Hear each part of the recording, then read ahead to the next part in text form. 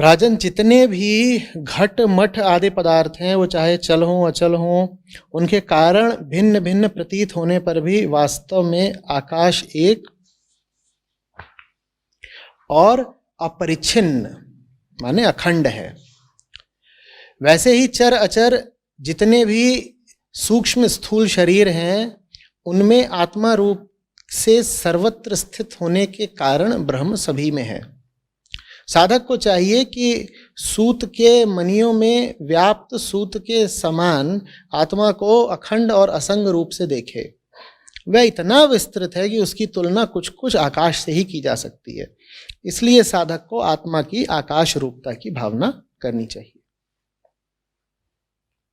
Sir, जैसे समय time के बारे में आपने भी काफ़ी बताया हुआ, दूसरों ने भी बताया कि जैसे समय देह के साथ स्टार्ट होता है, थॉट विचार से स्टार्ट होता है, वैसे स्पेस या आकाश जो है उसके बारे में कुछ थोड़ी समझ चाहिए थी कि जो आध्यात्मिक रास्ते में मदद करे माइंड के।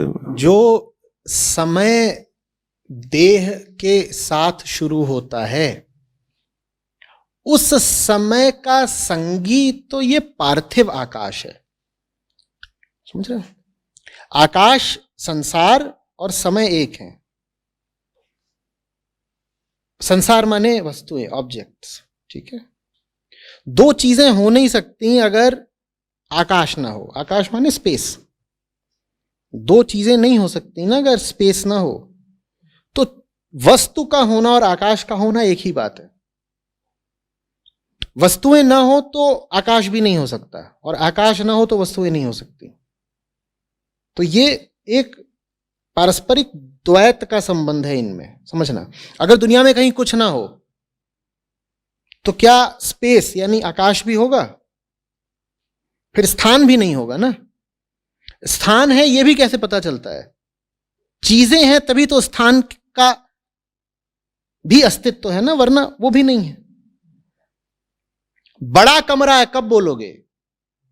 जब कम से कम दीवारें तो हों। नहीं तो ये कैसे कहोगे कि बहुत स्थान है यहां? ये भी नहीं कह पाओगे ना। कुछ चाहिए जो स्थान को बांधता हो, तभी स्थान अस्तित्व में आता है। तो ये भौतिक चीजें हैं। और इसी तरह से समय है जो इन दोनों से संबंधित है। जहां कहीं भी कोई वस्तु है वहां उस वस्तु का बदलाव है। वास्तव में वस्तु का अस्तित्व ही निरंतर परिवर्तनशील है। असल में कोई चीज है ही नहीं। कोई चीज तो तब हो ना जब वो चीज टिकती हो। जो चीज हर पल बदल रही है उसको अधिक से अधिक हम एक प्रक्रिया कह सकते हैं ना, एक बहाव कह सकते हैं, एक फ्लक्स कह सकते हैं, ठीक है। तो ये सब एक है। दुनिया, स्पेस, टाइम, स्थान, समय, ये क्या है? ये एक है। आत्मा को जब आकाश की उपमा दी जाती है तो वो दूसरा आकाश है, वो पूर्ण आकाश है, ठीक है। ये जिस आकाश की बात हो रही है, मटीरियल स्पेस, ठीक है, ये दूसरा आकाश है। आकाश के भी कई तल होते हैं। महत आकाश अलग है, चिदाकाश अलग है। चिदाकाश क्या हुआ? वो जो मन में आप इतनी कल्पनाएं करते रहते हो, यहां ये हो रहा है, वहां ये हो रहा है, वो सब कहां हो रहा है बताओ? वो सब जहां हो रहा होता है उसे चिदाकाश बोलते हैं। वो चिदाकाश है। आत्मा को जब आकाश की उपमा दी जाती है तो आत्मा महत आकाश है। वो ये वाला आकाश नहीं जिसमें चांद तारे हैं। और यहां पर भी यही कहा गया है कि आत्मा इतनी विस्तृत है कि उसकी तुलना कुछ कुछ आकाश से ही की जा सकती है। यह नहीं कहा गया है कि आत्मा आकाश ही है। चूंकि हमारी सीमित इंद्रियां अनंतता और वैराट्य का सबसे बड़ा जो उदाहरण है उसे आकाश ही जानती हैं। आपसे कहा जाए सबसे जो आपने व्यापक चीज देखी हो क्या है, तो आप क्या बोलोगे? क्या बोलोगे? आकाश ही तो बोलोगे ना। जब आप बोलते हो ब्रह्मांड माने यूनिवर्स, तो जिसको आप यूनिवर्स बोलते हो वो भी 99.9% खाली ही है। वहां भी फिर क्या है? आकाश। तो जो हम सबसे बड़ी चीज जानते हैं वो आकाश है। ठीक है। आत्मा ऋषि जन हमें बताना चाहते हैं कि अनंत है। अब कैसे बताएं कि अनंत है? क्यों? अनंतता तो मन की समझ में आती नहीं, तो ऐसे फिर उदाहरण देके बोल दिया कि आत्मा आकाशवत है।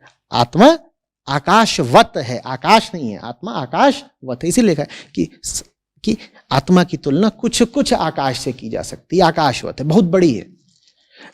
बड़ी है किस आशय में बड़ी, ये भी समझना। अब क्योंकि मन कल्पना करने लगता है बहुत बड़ी आत्मा घूम रही है, पता नहीं क्या है। आत्मा बड़ी सिर्फ इस आशय में है कि हम छोटे हैं। हम छोटे हैं माने क्या? अहम हमेशा छुटपन क्षुद्रता में ही जीता है। क्षुद्रता माने क्या? कि वो हमेशा सीमा बनाएगा। सीमा बनाएगा। सीमा कैसी? ये मेरा कमरा है भाई, बाहर गंदगी है तो पड़ी रहे, ये मेरा कमरा है, ये अहम का काम है। जब कहा जाता है आत्मा अनंत है, तो माने आत्मा के लिए कुछ भी पराया या बेगाना नहीं है।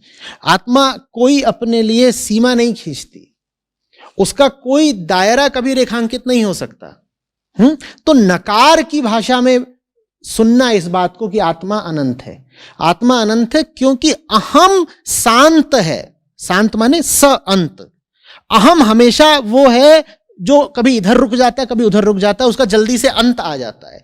क्योंकि अहम का अंत आ जाता है, तो इसीलिए अहम को नकारने भर के लिए कहा जाता है कि आत्मा अनंत है। अब चूंकि आत्मा को अनंत कह दिया गया, तो अनंतता का उदाहरण देने के लिए कह दिया जाता है कि आत्मा आकाशवत है। लेकिन इस पूरे खेल में कुल मिला जुला करके जिस चीज पर जोर है वो ये है कि अहम छोटा है, क्षुद्र है, बताया ये जा रहा है। तो ना आत्मा में उलझ जाना, ना आकाश में उलझ जाना। दृष्टि रखना, ध्यान रखना सिर्फ अहम पर। अहम मेरा कितना छोटा है, ठीक है। अहम की क्षुद्रता पर ध्यान दो, आत्मा की अनंतता अपने आप मिल जाएगी। उसके लिए कुल बुलाने की कोई जरूरत नहीं, ठीक है।